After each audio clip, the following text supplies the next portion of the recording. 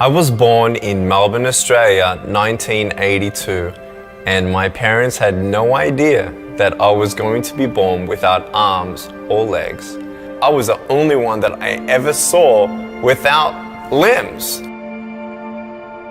My faith in Jesus Christ was sealed after 7 years of wondering why, God, I was born this way. He answered me very clearly through John chapter 9. And I gave my life to Jesus at 15 after reading about how he came across a man who was born blind. And I'm like, hey, hold on a second, this looks interesting. And no one knew why he was born that way. I'm like, perfect. So I read on, and in verse 3 of the 9th chapter, Jesus said, it was done so that the works of God would be revealed through him.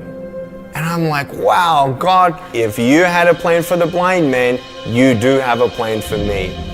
And that was the beginning of my personal relationship with Jesus. Youth groups were starting to call me, churches were starting to call me, opportunities were opening up everywhere for me to share my testimony. I was speaking in front of 300 sophomore public high school students. 3 minutes into it, half the girls were crying. One girl in the middle of the room started weeping. She put up her hand and she said, I'm so sorry to interrupt, but can I come up there and give you a hug? In front of everyone, she came and she hugged me. She cried on my shoulder and whispered in my ear. No one's ever told me that they love me. No one's ever told me that I'm beautiful the way that I am. I couldn't believe it. It changed my life. That was when I knew I was called to be a worldwide evangelist. Today, do not leave here unchanged. Leave here unchanged.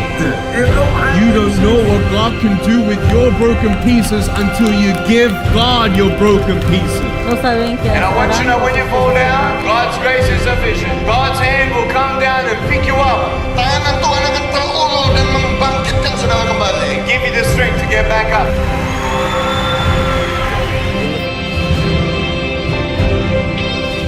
By the grace of God, we have seen face to face 500,000 souls say yes to Jesus and be plugged into a local church. As crazy as it sounds, our goal at Life Without Limbs Ministry is to preach to every single soul on the planet.